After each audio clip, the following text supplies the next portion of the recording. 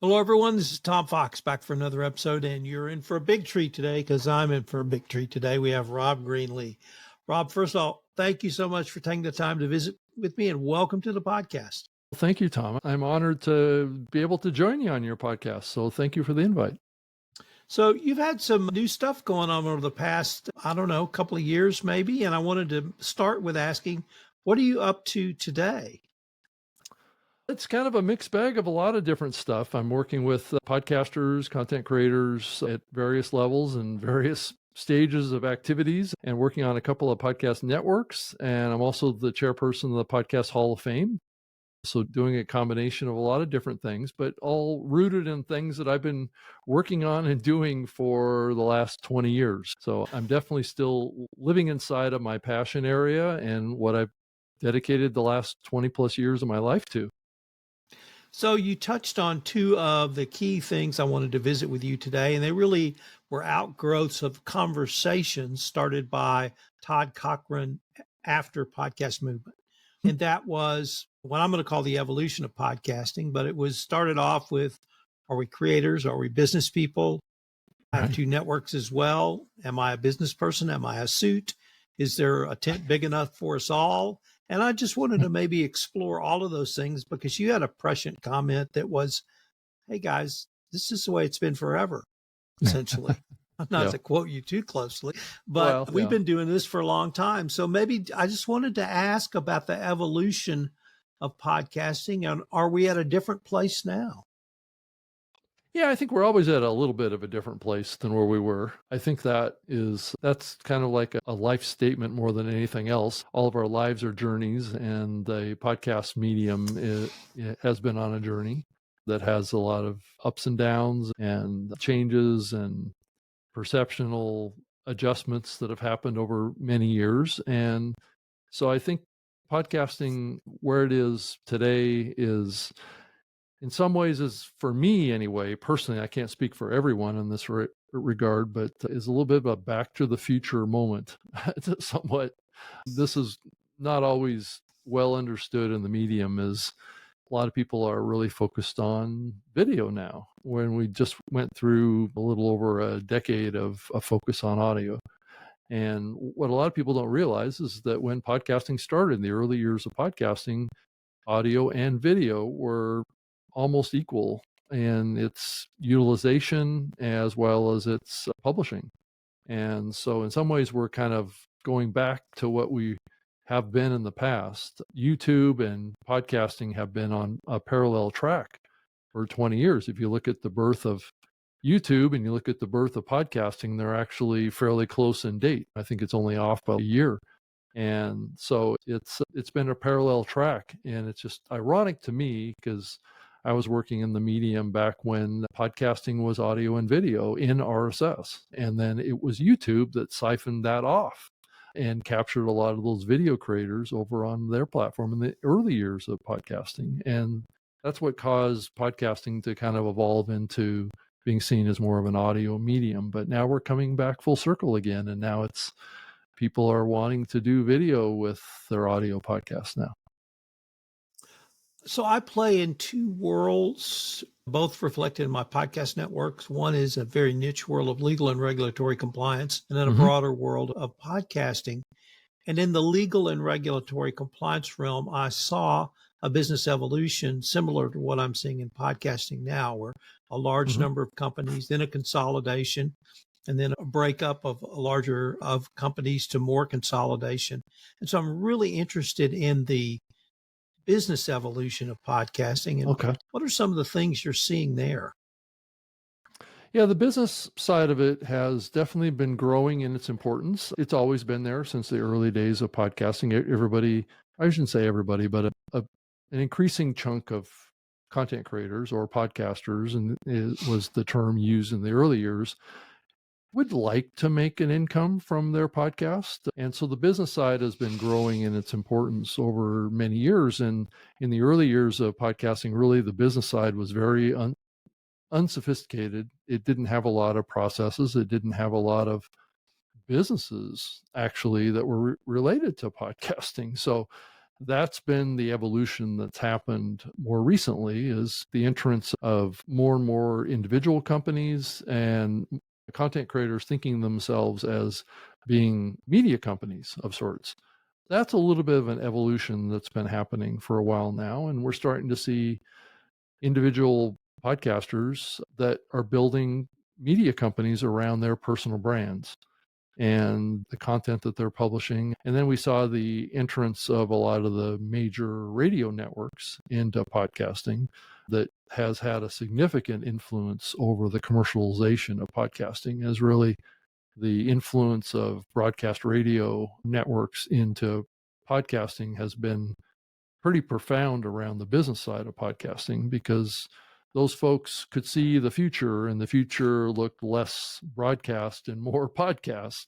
And so a lot of those networks bought podcasting companies and started doing more deals with podcasters and becoming more advertising centric or monetization centric with the content that they were doing over there, so they could grow their revenue on their company side as they saw the broadcast side kind of erode and lose revenue.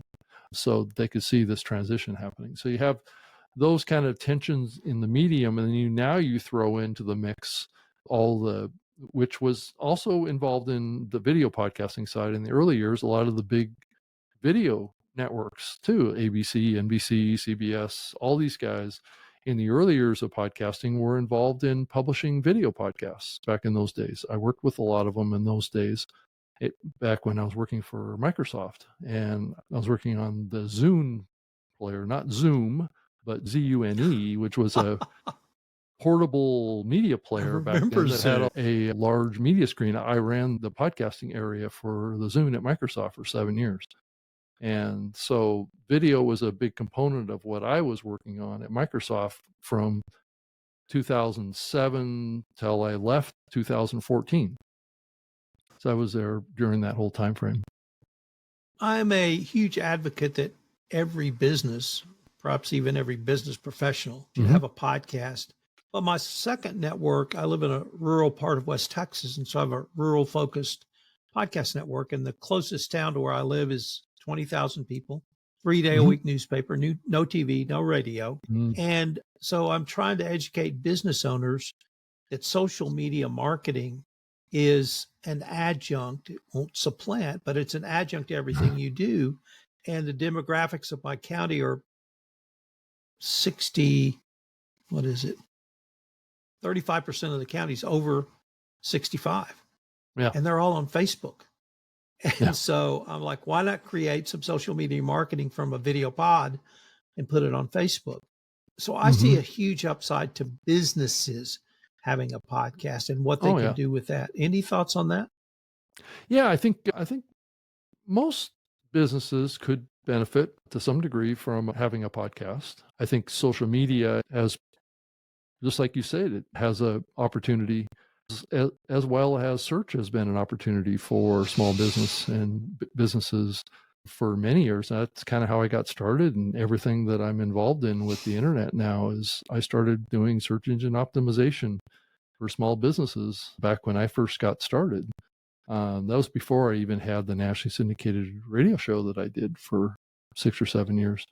And that's what got me into this in the early years of technology and search. So what you're talking about here now, and increasingly we're hearing this conversation in podcasting, talking about how podcasting can be utilized for local advertising, local businesses, to drive local attention, just like what local radio did for many years. And so that's increasingly a conversation as we think about how niche down content can be. There's no reason why podcasting, with the current level of adoption of podcast consumption now, we've reached a threshold of the ability to have mass consumption, which means that in any given local market, you could have a fairly significant penetration of consumption of an audio podcast or a video podcast in your local community. And in the early years of podcasting, that wasn't really possible because there were so few people that consumed digital content in any given local market that it wasn't really large enough to be able to be considered part of a business or a part of a marketing effort or that would drive value. But I think we're coming into a time when it's ubiquitous out there. It's very rare now that I have to tell somebody or explain to someone what a podcast is now. In the corporate world, I have seen a couple of examples of companies that did essentially in-house podcasts communicate to their employees. And Yep. my favorite example is, so I come out of the legal and regulatory compliance world, and culture is very important. And one company actually improved their culture through their podcast based on the following. Yeah. That they had corporate executives who talked about what they did, and senior executives, or the executive leadership team, as I would call them.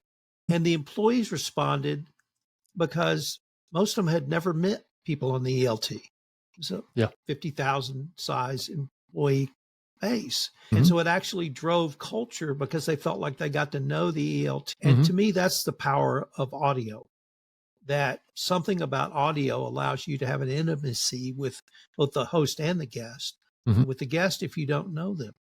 Any thoughts on that? Yeah. I mean, there's been a lot of effort over many years around corporate utilization of kind of like behind the firewall of sorts type of content being produced to support advertising sales teams, customer support teams, just like you said, trying to maintain a level of communication between the leadership team and their employees, of keeping people up to date with what's happening with the company, the changes, the mandates, or things that are happening inside of those companies that everybody needs to know about. I know some companies really had listening to these podcasts was kind of mandatory. Everybody had to tune in and spend a half an hour listening to the HR people or the sales team or the CEO or whatever with, let's say, a quarterly update or something like that they could share with their community. And podcasting was one way of doing that. And there are platforms today that are available that can create private podcasts, right? Ones that are only accessible through a password protected login or an SSO of sorts that can secure that content to a limited number of people inside of a corporate network. And that's been utilized quite a bit. It's not talked a lot about, but I don't know how widely it's still supported out there, but I'm assuming that it's still being done at quite a few larger and mid-sized corporations. So. I'd like to turn now to the Podcasting Hall of Fame. Okay. And I think you were inducted in 2018. But you also, 2017. Okay. And then, but you have a role with it now. I'd like to start by asking you, what did it mean to you to be recognized by your peers like that? Well, it was a great honor. It was one of those things that you don't really think about. The Hall of Fame was started in 2015, so I definitely knew about it for a couple of years before I got inducted. There was a class of people that were inducted prior to me that were very deserving of being in the Hall of Fame as well. So I felt very fortunate and lucky to be recognized like that. It is, it's always an honor, but it also is a sign of you've kind of reached a pinnacle in your career of sorts, and it may be all downhill from there. So it was one of those things that was a little bit of a mixed bag, but it was also an honor to be on stage, and I felt the need for that type of recognition and type of sharing, really, of the origin stories of podcasting, how pioneers in this medium really built their reputations and built their shows and built, because not everybody that gets inducted is a podcaster. They can be people that work behind the scenes, ones that built platforms, ones that had influence over the development of the medium too at a significant level. And that's what the Hall of Fame is really all about, is trying to recognize those people that maybe weren't front and center on microphone, but they were behind the mic of sorts, doing other things that were impactful to a large number of content creators and audiences. You now have a role at the Podcasting Hall of Fame. Could you tell us what that role is and some of the challenges that you're facing going forward? It's a volunteer position, and it's always been that way, as I'm the current chairperson of the Podcast Hall of Fame. I've overseen this. I believe that this will be my fourth Hall of Fame induction ceremony that I've overseen. And just I bring the values of the organization or the 54 people that are inducted in the Podcast Hall of Fame to date, rooted in its foundation. I started podcasting when podcasting started. I was part of that first group of shows that was a part of the medium. And so I knew personally, I knew a lot of the people in the Podcast Hall of Fame today, going way back to 2004 when I started. So a lot of them, but there are others that have been inducted that are newer to the medium as well. And so those folks have really been a foundation to what podcasting is today. And I think one of the challenges that the Podcast Hall of Fame is that it tends to be a historical look, which is not surprising given if you look at all the other Hall of Fames that are out there too, they are rather historical in orientation in an environment which likes to recognize people that are of current importance. So it can be a little bit of a climbing or swimming upstream type of a scenario that you're trying to drive awareness to people that had an impact maybe before a lot of people out there had any kind of knowledge of what a podcast was. So, right. If I could ask you, Rob, to maybe look down the road a little bit to 2030 or maybe in between, where do you see podcasting going? I think podcasting, like always, has been swept up by the technologies of the day. Tech has always had a big influence over podcasting. It's a digital medium, so you would kind of expect that. So I think elements that are increasingly important are artificial intelligence, and that's going to bring and continue to bring profound opportunities and changes to the medium. And I think the emphasis around monetization and creating brand companies that are putting out podcasts. I think if you look at some of the fast growing companies that are involved in podcasting right now, they're not really traditional media companies. They're media companies that are very rooted in individual personal brands. And that's an interesting change that will probably revolutionize everything. And especially in the context of AI, we're going to see a certain chunk of audience be attracted to artificially generated content. I think we're already seeing that play out to some degree in YouTube. That's already starting to, AI generated content is going to be a significant chunk of the audience attention and consumption will come from that kind of content. Now, it's very controversial. There's these terms like AI slop and the ability to create content very easily and cheaply and have it sound a little robotic. But I do say when people say that and talk about AI content in that way, that the AI content that you're consuming today is the worst it will ever be. It's only going to get better. And the better is somewhat of a subjective view. What is better? Is better more, which means that maybe we need to still focus more on the human created content. But I think it's going to be a balance. I think that there's going to be creators that are going to create AI content from their human avatars. And then there's going to be human created content. And I do think it's going to be increasingly labeled. So people will have a choice. They'll know when something is AI created and they'll know when something isn't. I do think that's going to increasingly be a presence here.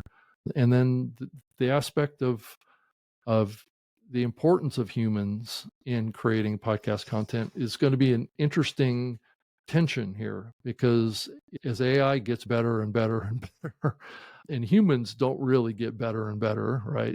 The AI could catch up, right? And what happens when the AI catches up and is able to replicate me, just like what I'm talking about right now, exactly, right? Is it going to be that smart? I don't know that we have the answer to that question. I don't really consider myself to be so good that I would be better than the best AI. So audiences may be attracted to AI generated content if it sounds and acts like what they think a human sounds like. But these are really core questions to the podcast medium as we look forward to the future. But I do think that there's also another element of this is there's going to be, like you had mentioned, consolidation. And I do believe that the power of distribution and the power of monetization is going to be with a smaller and smaller number of platforms.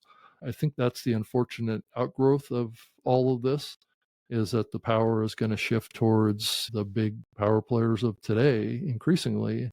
I know a lot of people don't want to hear that, but I do think that the power of YouTube is going to continue to escalate.